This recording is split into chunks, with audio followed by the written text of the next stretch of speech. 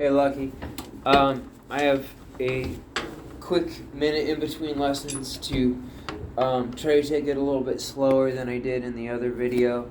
I know I just kind of showed you the exercise, blasted through it, went fast, and all that kind of stuff without showing the finer details of it. So to get your strokes even, it's all about your height of how you bring them down and how the velocity of which you bring them down. If you raise this stick this high and this stick this high, obviously they're going to sound lopsided kind of thing, right? And I've got this little pad I'm working with, so excuse me if I click my sticks together a little bit. But first and foremost, you got to find that fulcrum point. We already discussed that. Vic First got the American flag. That's your fulcrum. It's so important you're playing the back of the stick.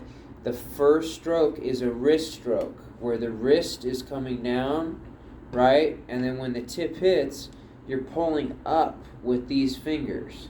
So it's not a wrist, it's a wrist fingers. So, and it's kind of difficult to, get it overnight, or like, oh, I need my doubles to play fast and perfect right away. It's really, it takes some time and some dedication, but I highly suggest you practice German grip with the tips like this. We call it our little V with a little angle here.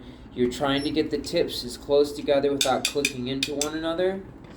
And like I said, you're approaching it like 16ths. So say you're playing 16ths, okay? 1E and a 2E and a 3E and a 4E. The double should sound exactly the same. 1E and a 2E and a 3E and a 4E and a. Okay, so whether you're playing singles, doubles, that kind of thing, the trick is to make them sound like a seamless stream of notes, even when you're playing the paradiddle, just like in the forearm crusher exercise. So remember, it's 1E and a singles, 4E and a 1E and a 2E and a 3E and a 4E, and then a paradiddle, single paradiddle, 1E and a 2E and a 3E and a 4E and a. And see how I'm playing really nice and slow and using open strokes. And I know it's frustrating. It's like, I want to play fast and I want to play, playing fast open strokes. But you have to start slow and you have to gradually build up, just like lifting weights kind of thing. It's really important to do that. And single strokes, just getting that finger strokes and your fingers to follow the sticks and do the wobble like that, that's highly important. It's really going to go into even playing your doubles. Because when you're playing your doubles with the closed, so see how, like, the stick's doing the bounce and I'm just picking the stick up at the right time. If I want to do 3, 1, 2, 3, pick it up. 4, 1, 2, 3, 4, pick it up. That kind of thing. And then learning how to control that bounce. And the trick is doing right, left, right, left, right, left, right at the right time. Because if you do it not within an even sequence of 1E and a 2E and a, or 1 and 2 and 3 and 4 and 8ths or 16ths, then it's not going to sound even. So you have to first develop your sense of time and practicing to a metronome, and that will even out your strokes. So say you're practicing to a metronome, I often use my hi-hat, just keeping pulse with my foot kind of thing. I can do it with the bass drum, just so you're keeping track of what we call the downbeats, right? 1E and a 2E and a 3E and a 4E doubles, 1E and a 2E. So that way you're getting used to playing everything within even strokes, and nice and slow will lead to even and fast. I know it seems kind of like an oxymoron. It's like, well, if I just always play slow, how am I ever going to go fast? Well, you gradually increase your speed, and it's that gradual accomplishment that you make that allows you to play faster and faster.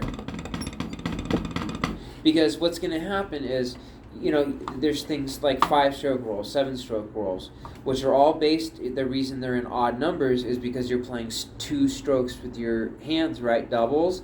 The odd number stroke is the accented stroke. So like a 5-stroke would be 1, 2, 3, 4, 5. So you're playing right, right, left, left, right. Then when you play it fast,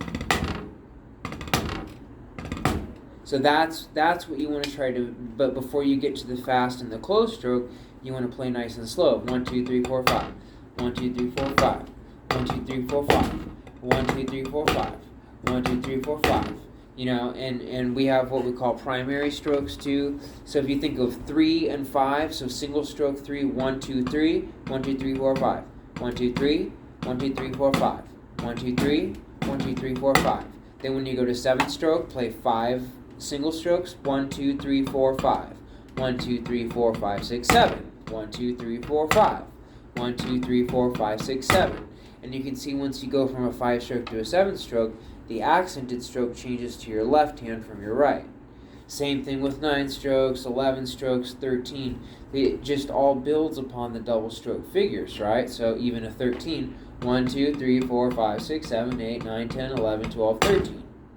So that's how you count your strokes, but you eventually need to get it up to, you know, that kind of a thing, where you're playing close stroke way of playing it.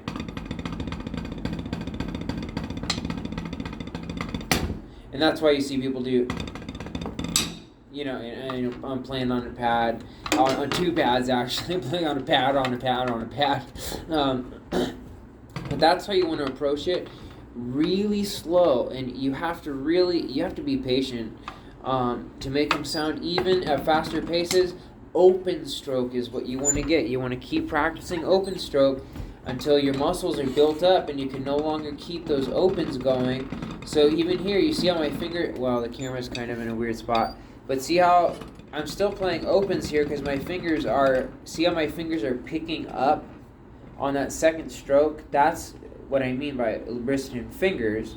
And then the close stroke, see how my fingers are just pretty much remaining stationary and I'm pinching in my fulcrum point.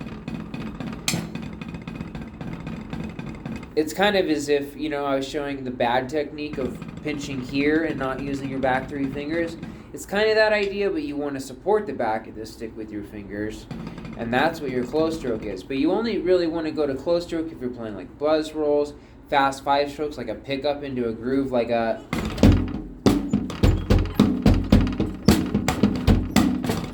And I don't have my hi-hat right next to me, so I can't do... So, but just as a pickup is something that goes into beat 1, like a 4 and a 1. You know, say a 4 and a 1. You can do that kind of thing. But your doubles, mama, daddy, mama, daddy, mama, daddy, mama, daddy, mama, daddy, mama, daddy, mama, daddy, mama, daddy, mama, daddy. So as fast as you can say the syllables, that's, you know, what you want them to sound like. And see how my hand remains nice and loose. I don't get tighter, you know, the faster I go, I don't do this, because that's really going to affect your notes. Okay, so nice loose grip. Sorry, I got to go. I have a student outside. I wish I could explain a little longer, but that's all I can really do for now. Wrist and fingers, that's so important. And be patient, and it's usually our non-dominant hand that's our weak hand and makes it sound lopsided. So as long as you're raising the sticks to the same height, as long as you're bringing them down the same height, as long as you're practicing right, left, you know, you're not doing right, left, like a staggered type of note value, like a, that kind of a thing, obviously it's going to make it sound uneven. If you do nice right, left, you know, a nice, consistent, that kind of a thing, it'll help it sound more even, okay? I got to go. But hopefully that helps, and I'll make another video a little bit later explaining a little more when I have a better angle. Alright, buddy. Hope you're having fun on your pad. Take care, buddy. Happy drumming.